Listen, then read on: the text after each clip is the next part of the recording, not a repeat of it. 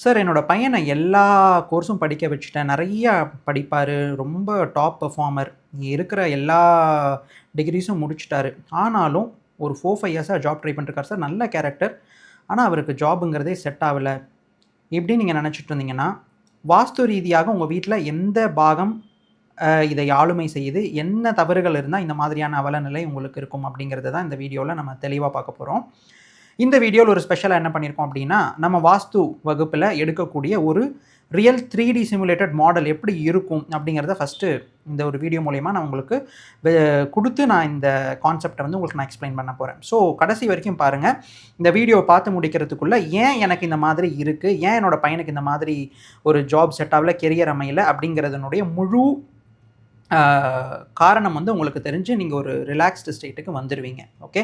இந்த வீடியோஸ்லாம் குடுக்கறதுடைய முக்கியமான நோக்கமே to give you the clarity. Okay, fine. ஒரு பக்கம் நீங்க பார்த்திருப்பீங்க, இவரெல்லாம் வந்து இந்த ஜாப் போவாரா? இந்த அளவுக்கு வருவாரா? அப்படிங்கிற மாரி ரொம்ப விளையாட்டுத்தனமா இருப்பாங்க பசங்க. ஆனா கரெக்ட்டா அந்த 21, 22 வரும்பொழுது தேவையான அந்த தொழில வந்து கரெக்ட்டா போய் புடிச்சு ஒரு ஸ்லோவா ஸ்டார்ட் பண்ணாலும், ஒரு லோ எண்ட்லேருந்து ஸ்டார்ட் பண்ணாலும், ஒரு ஃபியூ இயர்ஸில அழகா வந்து ரொம்ப ஒரு சிறப்பான ஒரு வாழ்க்கைய வாழ்ந்துட்டு இருப்பாங்க. கல்யாணம் ஆகி, குழந்தை குட்டிலாம் வந்து எல்லாமே ஒரு செட்டில்மெண்ட்டுங்கிறது இருக்கும். ஆனா இங்க எப்படின்னா, ரொம்ப செல்லமா வளர்த்துருப்பீங்க. ரொம்ப அம்மா மேல அவ்வளோ பாசம் வச்சிருப்பாரு. சொன்னதெல்லாம் கேட்பாரு. எல்லாமே ஒரு நல்லபடியா இருக்கும். நல்லா படிச்சு பயங்கரமான ஒரு அறிவுத்திறன் இருக்கும். அவர மாரி ஒரு அறிவுத்திறன் யாருக்குமே இருக்காது. எல்லாத்துலயும் ஒரு டாப் மோஸ்ட் பொசிஷன்ல இருப்பாரு. அதாவது படிக்கிற ஒரு விஷயத்துல. சரிங்களா? ஒரு கோல்ட் மெடல் ஆகட்டும், இல்ல ஃபர்ஸ்ட் ரேங்க் வாங்குறது, சின்ன வயசுலேருந்தே அவரோட குணாதிசயம் அப்படிதான் இருக்கும். நினைவாற்றல் மிகவும் அதிகமாக இருக்கும். எத கேட்டாலும் ஒரு டைம் நம்ம சொன்னோம்னாலே அத வந்து அழகா சொல்லக்கூடிய ஒரு தன்மையிலலாம் இருந்திருப்பாரு. இதெல்லாம் ஒரு பக்கம் இருந்தாலும் கூட, எவ்வளவு ஜாபுக்கு ட்ரை பண்ணாலும், அந்த ஜாப்ங்கிறதே அவருக்கு செட் ஆயிருக்காது. இது ஏன் நடக்குது அப்டின்னா, நம்மளுடைய வாஸ்துல வடகிழக்கு பகுதிய எதற்கு சொல்லியிருக்காங்க அப்டின்னா, வடக்கும், கிழக்கும் இணையக்கூடிய north and east zone intersect ஆகக்கூடிய பகுதிய நார்த் ஈஸ்ட் ஜோன் வடகிழக்கு பகுதின்னு சொல்லியிருக்காங்க. அந்த வடகிழக்கு பகுதியில நீங்க பாரம் போட்டுட்டீங்க அப்டின்னா, இது மாதிரியான விஷயங்கள் உங்களுக்கு நடக்கத் தொடங்கிடும். இத வந்து உங்களால அவ்வளோ சீக்கிரம் மாத்திக்கவே முடியாது. ஏன் சார் இந்த நார்த் ஈஸ்ட் ஜோன இதுக்கு குடுத்துருக்காங்க? நார்த் ஈஸ்ட்டுக்கும் இதுக்கும் என்ன சம்மந்தம்? அப்படின்னு நீங்க கேட்கலாம். நார்த் ஈஸ்ட் ஜோன் வடகிழக்கு பகுதியை ஈசான்யன் அப்படின்னு சொல்லிட்டு வாஸ்துவுல இருக்கிறதுலே ரொம்ப மிகவும் அதிக முக்கியத்துவத்தை ஒரு திக்பாலகருக்கு குடுத்துருக்காங்க அப்படின்னா, அது வந்து ஈசானியன் தான். நடக்கும்போது கூட ஈசானியனை நோக்கி போணும். ஈசானியனை நோக்கி தான் உங்களுடைய கால் தட வச்சிருக்கணும். அப்பதான் நீங்க போற காரியம் ஜெயமாகுங்கிறது முதற்கொண்டு சொல்லியிருக்காங்க. இதனுடைய தத்துவம் என்ன அப்டின்னா, எல்லாத்தையுமே தத்துவ ரீதியா சொல்லியிருக்காங்க. அது நம்மளோட வாழ்க்கையில நம்ம எப்படி புரிஞ்சுக்கணும் அப்படிங்கிற அந்த ஒரு விஷயத்த நீங்க கூர்ந்து கவனிச்சீங்க அப்டின்னாலே, உங்களுக்கு வெற்றிக்கான பயணம் அங்கருந்து தொடங்கிடும். சரிங்களா? ஈசானியனை எப்படி குறிப்பிடுறாங்க அப்டின்னா, ஒரு மாடு மேல அமர்ந்துட்டு திரிசூலத்தை வைத்துக்கொண்டு விரித்த முடியுடன் வரக்கூடிய ஒரு அமைப்பாக நம்ம ஈசானிய திக்பாலகரை நம்மளுடைய புராணங்கள் குறிப்பிடுகின்றன. இதில அந்த திரிசூலம் எதை குறிக்குது அப்டின்னா, அந்த நார்த் ஈஸ்ட் ஜோனு கடந்த காலம், நிகழ்காலம், எதிர்காலம் இதை 3த்தையும் இணைத்து எடுக்கக்கூடிய சரியான ஆலோசனையை குறிக்கின்ற பகுதியாக தான் இந்த ஈசானிய பகுதிங்கிறது வந்து இருக்கும். ஒருத்தர் ரைட்டான டிசிஷன் எடுக்கிறாரா இல்லையா அப்படிங்கிறதுல தான் இன்னைக்கு பாதி சக்சஸ்ங்கிறது வந்து இருக்கு. இன்னைக்கு வந்து ஒருத்தர் நல்ல ஜாப் ஆப்பர்ச்சுனிட்டில இருக்காங்க அப்படின்னா, நீங்க நல்லா யோசிச்சு பாருங்க. நெறைய படிச்சிருக்க மாட்டாங்க. ஆனா அவங்க எடுத்த டைம்லி டிசிஷன் தான் இன்னைக்கு அவங்கள அங்க கொண்டு போய் உட்கார்ந்திருக்கும். ஆனா எல்லா திறமையும் இருந்தும் கூட பேரன்டல் பிரஷர்னால நான் வந்து காம்படிட்டிவ் எக்ஸாம்க்கு பிரிப்பேர் பண்றேன்னு சொல்லி நெறைய இயர்ஸ வேஸ்ட் பண்ணவங்களும் சரி, அதே மாதிரி எனக்கு படிக்க பிடிக்குதுன்னு சொல்லி நெறைய கோர்ஸுக்கு போயி, எந்த இதுலயுமே சக்சீட் ஆகாம, எல்லாத்துலயும் ஒரு அகலக்கால் வச்சு, எல்லாத்துலயுமே ஒரு ஞானம் இருக்கு. ஆனா, நான் வந்து அதுல உள்ள போக முடியாத ஒரு தன்மையில இருக்கேன். அத வந்து அடுத்த கட்டம் நகர்த்தக்கூடிய ஒரு தன்மையில இல்லாம இருக்கேன் அப்படிங்கிறவங்களுக்கும் சரி, இந்த பகுதியில் ஏற்படக்கூடிய பாரத்தை நீங்க எப்படி எடுத்துக்கணும் அப்படின்னா, உங்கள் மூளையை ஆளுமை செய்யக்கூடிய குருவினுடைய பாகமாகவும் அந்த நார்த் ஈஸ்ட்ட சொல்லி இருக்கிற அந்த ஒரு காரணத்தினால நீங்க எப்படி எடுத்துக்கணும் அப்படின்னா, இங்கே ஏற்படக்கூடிய பாரங்கள் உங்களுடைய பசங்க எதற்கும் தேவையில்லாம நெறைய விஷயங்களை தேக்கி படித்து வைத்துக்கொண்டு மூளையில் தேக்கிக் கொண்டு இருக்கிறாங்க தெரியுமா? அதுவும் ஒண்ணுதான். வடகிழக்கில் நீங்கள் போடக்கூடிய பாரமும் ஒண்ணுதான்.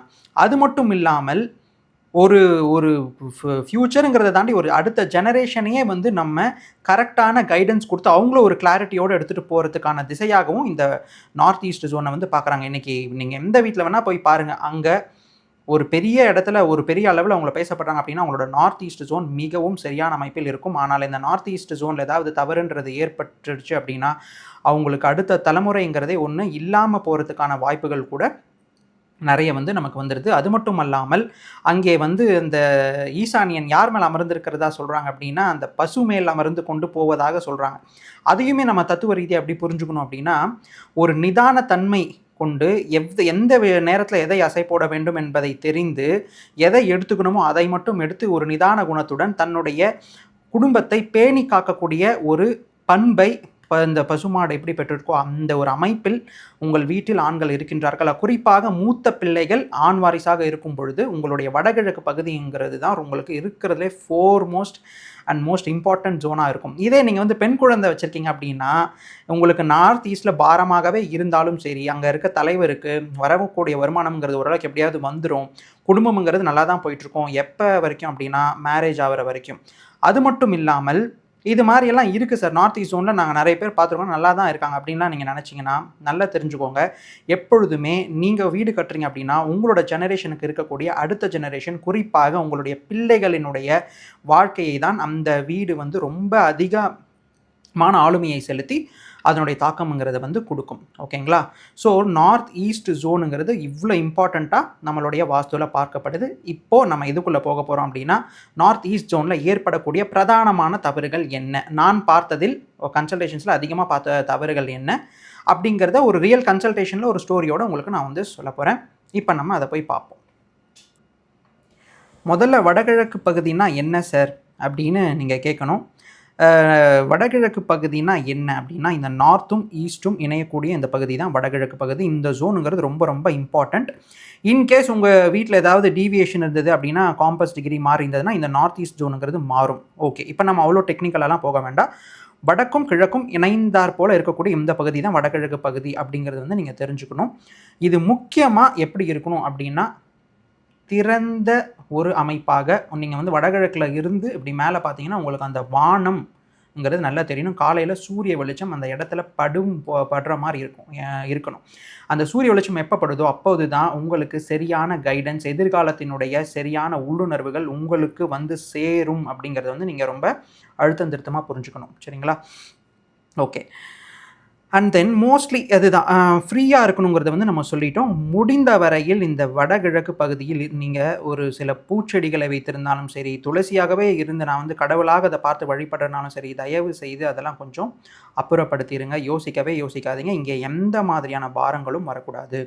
குறிப்பாக மிகவும் அழுத்தத்திற்கு தள்ளப்பட்டு ரொம்ப எந்த ஒரு இம்ப்ரூவ்மெண்ட்டும் இல்லாமல் இருக்கக்கூடிய முக்கியமான அமைப்பாக என்ன எடுத்துக்கணும் அப்படின்னா வடகிழக்கில் ஏற்படக்கூடிய இந்த படி தான். சரிங்களா? இதை வந்து நீங்கள் படின்னு பார்க்காம இப்படி மாற்றி யோசிச்சு பாருங்கள். வடகிழக்கு பகுதிங்கிறது உங்களுடைய தலை பாகமாக நீங்கள் பார்க்கணும். உங்கள் தலை மேலே பாரத்தை வைத்து விட்டால் உங்களால் ஏதாவது யோசிக்க முடியும் நீங்கள் நினைக்கிறீங்களா? பயங்கரமான ஒரு அழுத்தத்திற்கு நீங்கள் வந்து உட்படுத்தப்படுவீர்கள் அப்படிங்கிறது தான் உண்மை. இந்த படியை வந்து இங்கே பாரமாக மட்டும் பாருங்கள். படினா வந்து ஒரு ஸ்ட்ரக்சுரல் இதாக பார்க்காதீங்க. வடகிழக்கில் வைத்த பாரமாக நீங்கள் அதை எடுத்துக்கொள்ள வேண்டும். சரிங்களா? இன்னொரு முக்கியமான அமைப்பு என்ன அப்படின்னா வடகிழக்கில் கொடுக்கக்கூடிய டாய்லெட் கம்பல்சரி என்ன நடக்கும் அப்படின்னா எம்ப்ளாய்மெண்ட் ஆப்பர்ச்சுனிட்டிஸுங்கிறது ரொம்பவே நமக்கு ரெஸ்ட்ரிக்ட் ஆகிடும். அங்கே இருக்கக்கூடிய படிகள் ஒரு சில தருணத்தில் அங்கே இருக்கக்கூடிய ஆண்மகளினுடைய ஹெல்த்தை பாதித்து உயிரை கூட மாய்க்கும் வல்லமை கொண்டது அங்கிறதையும் நான் இந்த வீடியோவில் நான் சொல்லிக்கிறேன். சரிங்களா? ஓகே, இப்போது சார் இதெல்லாம் இருந்தாலும் நான் வந்து வடகிழக்கு ஓப்பன் பண்ணி தான் சார் வச்சுருக்கேன், ஆனாலும் எனக்கு இப்படி தான் நடக்குது நீங்கள்லாம் சொல்லுவீங்க. ஏன் சொல்லுவீங்க அப்படின்னா வடகிழக்கு எப்போ மூடி இருக்குது எப்போ திறந்திருக்குங்கிறதே வந்து உங்களால் யூகிக்க முடியாது. அதுக்கு தான் இந்த 2D வரைபடங்கள்லாம் வச்சு காமிக்காமல் நீங்கள் ஒரு நேரில் போய் ஒரு வீட்டை போய் பார்த்தீங்க அப்படின்னா எப்படி இருக்கும், நம்ம அதை விட ஒரு சிறப்பான ஒரு 3D சிமுலேட்டட் வியூவில் இப்போ நான் உங்களுக்கு காமிக்க போகிறேன். இது நம்ம வாஸ்து வகுப்பில் எல்லாமே இந்த மாதிரி இருக்கக்கூடிய அத்தனை தவறுகளும் இந்த 3D சிமுலேட்டட் வியூவில் தான் நம்ம காமிக்க போகிறோம். அது எப்படி இருக்குங்கிறதுனுடைய ஒரு பெர்ஸ்பெக்டிவையும் நீங்கள் இந்த வீடியோ மூலமா உங்களால் பார்க்க முடியும். ஸோ இதுதான் அந்த 3D சிமுலேட்டட் வியூ. இது வந்து ரெக்கார்டட் செஷன் கிடையாது. இது வந்து நம்ம ஒரு மாடல், இதுதான் 3D மாடல். இதை வந்து நம்ம எப்படி எல்லாம் வந்து எப்படியெல்லாம் வேணுமோ எல்லா திசைகளையும் நம்மளால் இதில் வந்து பார்க்க முடியும். ஸோ தட் ஒரு ரியலாக ஒரு இடத்துக்கு போய் எப்படி நீங்கள் பார்த்தீங்கன்னா இருக்குங்கிறத உங்களால் ஈஸியாக புரிஞ்சுக்க முடியும். ஸோ இந்த வீட்டில் பாருங்கள், இதுதான் நார்த் ஈஸ்ட் ஜோன். நம்ம உள்ளேயே போய் பார்க்குற மாதிரியான ஒரு வியூவை கொடுப்போம். இப்போ நார்த் ஈஸ்ட் ஜோனில் நான் வந்து வடகிழக்கு பகுதியில் ஃபுல்லாக இந்த மாதிரி இடம் வச்சுருக்கேன்னு நீங்கள் நினைப்பீங்க, சரிங்களா? இதோ இந்த பகுதியில் உள்ளே பாருங்கள், இந்த உள்ளே போய் இந்த கார்னர்லேயே நான் உங்களுக்கு காமிக்கிறேன். இங்கே நார்த் ஈஸ்ட்டு சார், இது என் வீடு இப்படி தான் இருக்குது. நான் வந்து உள்ளே பார்த்தீங்கன்னா நார்த் ஈஸ்ட்டில் இவ்வளோ காலி இடம் கொடுத்துருக்கேன். ஆனாலும் நீங்கள் சொல்கிறதெல்லாம் வந்து நான் எல்லாம் ஓப்பனாக தான் வச்சுருக்கேன், நான் நல்லா தான் இருக்கணும், ஆனால் எனக்கு அந்த மாதிரி இல்லையே, நான் ரொம்ப சிரமத்துக்குள்ளே இருக்கேனே நீங்கள் கேட்கலாம். அதுக்காக தான் இந்த வியூவே நம்ம காமிக்கிறோம். நல்லா பாருங்கள், இங்கே வந்து மூடலுங்கிறது என்ன, ஈசானிய பாரம்ங்கிறது என்னங்கிறத நம்ம பார்ப்போம். ஈசானிய பாரம் இல்லை, ஈசானிய மூடல் எப்படி இருக்கும் அப்படிங்கிறத நம்ம பார்ப்போம். நீங்கள் இப்படி திறந்த வெளியாக இந்த மேலே கொடுத்துருக்க ரூஃபை எப்போ நீங்கள் ஓப்பன் பண்ணி நார்த் ஈஸ்ட்டில் கொஞ்சமாக இடங்கிறது வந்து நீங்கள் கொடுக்குறீங்களோ அப்போ தான் உங்களுடைய நார்த் ஈஸ்ட் ஜோன் ஒரு ப்ரீத்தபிள் ஸ்டேட்டில் இருக்குது அப்படிங்கிறத நீங்கள் புரிஞ்சுக்கணும். நீங்கள் நினைக்கலாம், நான் ஃப்ளோரில் வந்து அதிகம் இடங்கிறத நான் கொடுத்துட்டேன், அப்போ வந்து எனக்கு நீங்கள் சொல்கிறதெல்லாம் நல்லா தானே இருக்கும், ஆனால் ஏன் எனக்கு இல்லை அப்படின்னு நீங்கள் நினைக்கலாம். ஆனால் அங்கே நார்த் ஈஸ்ட் வரைக்கும் உங்களுடைய ரூஃபை எடுத்துகிட்டு போயிட்டு நீங்கள் என்ன பண்ணக்கூடாது, காம்பவுண்டினுடைய எல்லை வரைக்கும் கொண்டு போயிடக்கூடாது. இதுவும் மூடலாக தான் கருதப்படும். அங்கே இருக்கக்கூடிய ஆண்களினால் எந்த ஒரு விஷயத்தையும் இயக்க முடியாத ஒரு சூழலுக்கு தள்ளப்பட்டு, குறிப்பாக எம்ப்ளாய்மெண்ட் போன்ற விஷயங்களில் ஏதாவது வேலையே கிடைச்சாலும் ரொம்ப லேட்டாக கிடச்சி, தான் படித்த அவ்வளோ டிகிரிஸ் வச்சுருந்தாலும் படித்த படிப்புக்கு வேலை கிடைக்காமல் ஒருத்தரிடம் போய் கை கட்டி மிக குறைந்த வருமானத்தில் இருக்கக்கூடிய ஒரு அமைப்பாக இது கொடுத்துவிட்டு, இந்த மாதிரி குறைந்த வருமானமாக இருக்குங்கிற ஒரு காரணத்தினால எந்த ஒரு வரணும் அமையாமல் மேரேஜ் லைஃப்பும் ஒரு கேள்விக்குறியாக இருக்கக்கூடிய ஒரு அமைப்பை வந்து இந்த மாதிரி வீடுகள் கொடுத்துரும். இதில் இன்னும் கூட இந்த மாடலை நம்ம இன்னும் அண்டர்ஸ்டாண்ட் பண்ணி எப்படி இதில் வேறு என்ன தவறுகள் இருக்குது அப்படிங்கிறதையும் நம்ம பார்ப்போம். ஃபைன். ஒரு நிறைய இடத்துல பார்த்துருப்பீங்க, இந்த மாதிரி இந்த கிரில் டிசைன்லாம் வந்து கொடுத்துருவாங்க காம்பவுண்டில். ஓகே, இந்த பாருங்கள் எப்படி கொடுத்துருக்காங்க அப்படின்ட்டு. இது மாதிரி நீங்கள் நார்த் ஈஸ்ட் ஜோனில் கொடுத்தீங்க அப்படின்னாலும் அதுவும் மிகப்பெரிய ஒரு என்ன சொல்கிறது, உங்களுக்கு ஒரு அழுத்தத்தை கொடுத்து கொண்டே தான் இருக்கும். வாழ்க்கையில் எதையுமே உங்களால் கரெக்டாக சாதிக்கவே முடியாது. இந்த மாடல் நான் ஏன் எடுத்துக்கிட்டேன் அப்படின்னா, இப்போ நம்ம வீட்டுக்குள்ளே போய் பார்க்கும்பொழுது ஈஸ்ட்டில் பாருங்கள், அதே மாதிரி நார்த்தில் பாருங்கள், நல்ல ஃபுல்லாக இடங்கிறது வந்து இருக்குது உள்ளே இருந்து நம்ம பார்க்கும்பொழுது. ஆனால் இந்த பில்டிங்கை நம்ம ஃபுல்லாக மேலேருந்து நம்ம மூடிட்டதுனால நம்ம இது வந்து மூடலாகத்தான் வாஸ்துவில் நம்ம இதை எடுத்துப்போம். அது மட்டும் இல்லாமல் இது மாதிரி பில்லரும் போட்டு நம்ம காம்பவுண்டு மேலே பாரத்தை கொடுத்துட்றது. இன்றைக்கி இருக்கக்கூடிய தமிழ்நாட்டில் நீங்கள் பார்த்தீங்க அப்படின்னா, தமிழ்நாடுன்னு இல்லை, கர்நாடகா போன்ற மாநிலங்கள்லையும் சரி, ஆந்திராவும் எடுத்துக்கலாம், நிறைய இடத்துல இந்த மாதிரி தான். ஆந்திராவில் கொஞ்சம் கம்மி, ஓரளவுக்கு அங்கே வாஸ்துவினுடைய அந்த நாலேஜுங்கிறது அதிகமாகவே இருக்குது. நான் பயணம் மேற்கொண்டப்போ நான் அந்த விஷயத்தை கவனிச்சிருக்கேன். இது மாதிரி காம்பவுண்டு மேலே நீங்கள் கொடுக்கக்கூடிய பில்லரும் சரி, கொடுக்கக்கூடிய கிரில் மாதிரியான அமைப்புகளும் சரி, அதுவும் உன்னுடைய ஆண் மகன்களின் மேல் ஒரு அழுத்தத்தை செலுத்தி தேவையில்லாத விஷயங்களை எப்படி மூளையில் தேக்கி வச்சுருக்காங்களோ அந்த மாதிரியான அமைப்பை தான் கொடுக்கும்.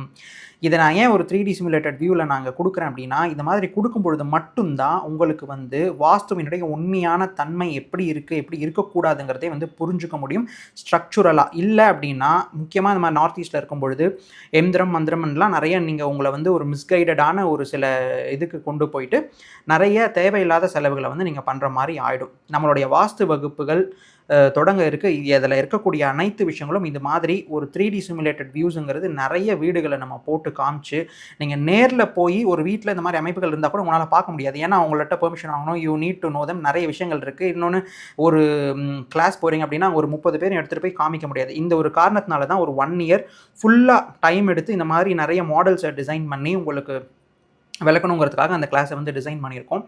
இது மாதிரி உங்களோட லைஃப்பில் அந்த ஒரு கிளாஸ் நீங்கள் ஜாயின் பண்ணி நீங்கள் எல்லாத்தையும் கற்றுக்கும் பொழுது அடுத்து என்ன பண்ணலாங்கிறத எந்த ஒரு நிபுணரினுடைய ஒரு ஆலோசனை பெறாமலே உங்களால் வந்து உங்களுடைய வாழ்க்கையை கண்டிப்பாக சீர்திருத்தி கொள்ள முடியும்ங்கிற அளவுக்கு தான் அந்த வகுப்புங்கிறது வந்து இருக்கும்.